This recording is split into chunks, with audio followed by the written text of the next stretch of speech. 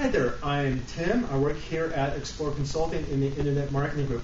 Today we're actually doing Victorian Day here at Explore, so I thought it'd be fun to go over Internet marketing principles as if it were 1909. Now, actually, there were computers, or at least proto-computers back then. They're kind of like adding machines. If you go back to the first computer, it was actually done by Charles Babbage, let's see, in the 1820s when he invented the difference engine.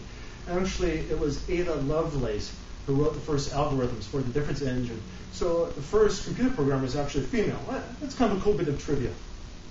Anyway, I want to go over Internet marketing principles as opposed to rules. To take an analogy from the building industry, say like a rule may specify the width of a floor joist over a certain span, but no matter where you go on Earth, gravity is always the same. Okay, so gravity is the principle. The width of the floor joist is the rule. The same way, Google, they go ahead and they make over 200 tweaks to the algorithm every year, but the principles always remain the same. All right? Here are 5 principles. Number 1 is quality content. Now, I'm sure you probably heard this a zillion times before, and it's true. Now, the one gotcha I see when people try and devise quality content is to go ahead and start with somebody else's, and they get lazy, and they just go ahead and mash it up. Or worse, they hire somebody, let's say in India or Pakistan, to go ahead and mash up like 1,000-page descriptions. And that doesn't cut it. It doesn't produce the quality content. And Google, they're getting pretty smart about it. So when you create quality content, you need to go ahead and add your own unique perspective, your own unique insight, your own opinion, and do something new and unique. I mean, it's not something that you can't put a half-ass effort in. Number 2 is making sure that you have the right keywords. That oftentimes I see the way people express their product or service, it's not aligned to what people actually type into the search engine. So for instance, I had a customer. He makes these wonderful, gorgeous poker tables, or real premium level, for 6, 7, or 8 people. And I was taking a look at the search data. People were searching upon 6-sided poker table, 7-sided poker table, but at 8, they're searching upon octagon poker table. So I had them go ahead and make the flip on that term for that particular page, and then that drove in more traffic. Number 3 is make sure that your website is crawlable. This is just good basic website mechanics that make sure all pages you want exposed can actually be indexed by the search engines. Let's say the most common fault I see here is misprogramming the robots.txt file. Like sometimes I'll see like disallow star, and then they'll wonder why no pages are indexed in the search engines. So just go ahead and test your website to make sure all pages can be reached. Number 4 is emphasize the right percentage of search coming into your website. I like to see, well, I'll say it's kind of like a stock portfolio, that you don't want to buy too many stocks within one particular sector. Instead, you like to buy stocks over a wider sector to go ahead and balance your risk. Now, on a website, I like to see, say, about 40 to 60% of traffic coming in from search. I was working with a new customer, and I logged into his analytics for the first time, and he had over 80% coming in from search. I thought, well, geez, instead of creating one more search term and capturing traffic on that, let's look at new channels. Now, for him, he had lots of great expert knowledge. So what I did is I had him create a couple of YouTube videos on how-to topics. From those videos, he lent his great expertise. He started to notice he got traffic, which drove it to his website, and that created more sales for him.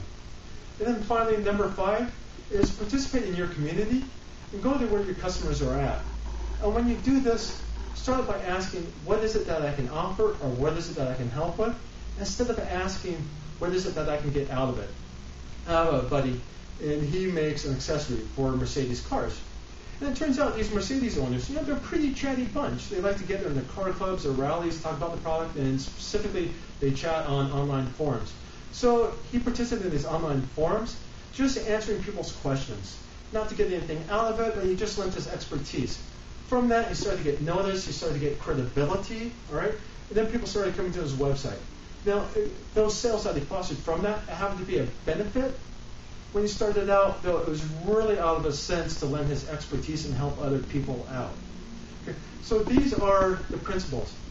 Now, while these are great principles, kind of the challenge is the expression of them into tactics and strategies.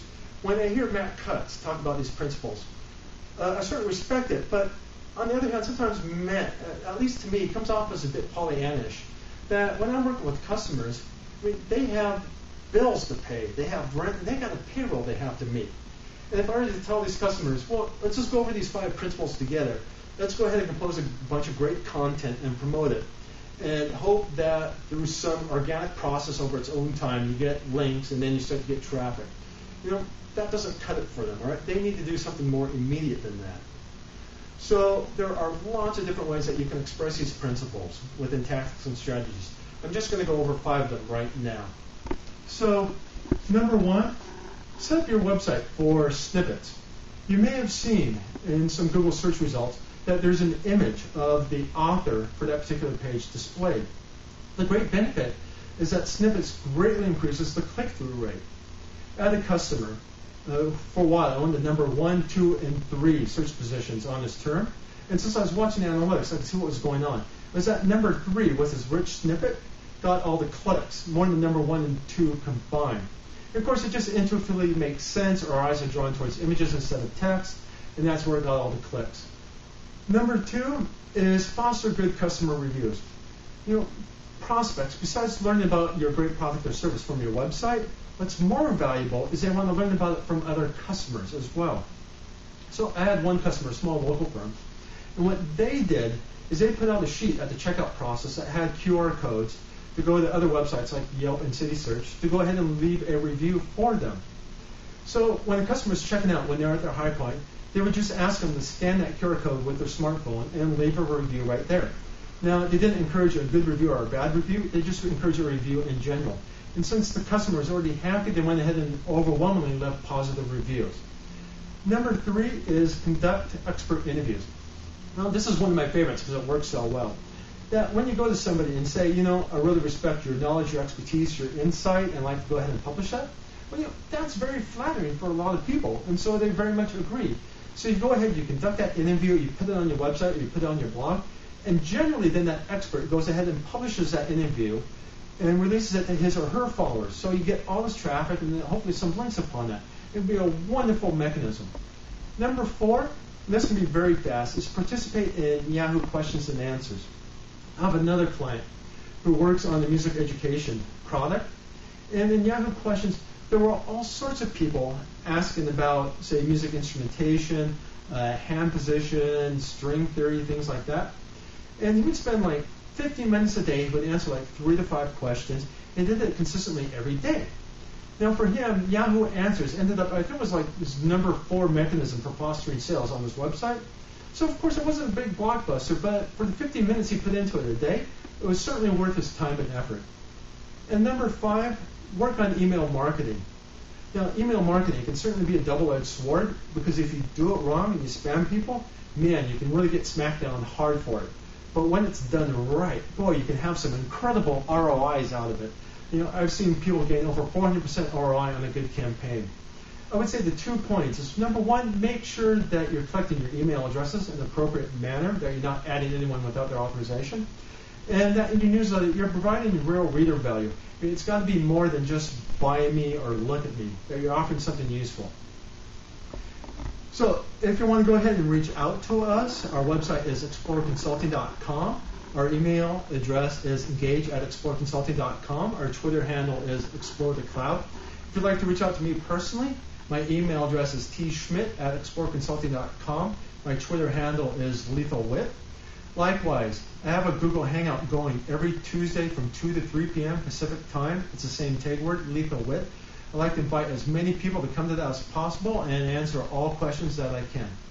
So here are 5 principles and 5 strategies to go ahead and help with your own internet marketing efforts. Cheers.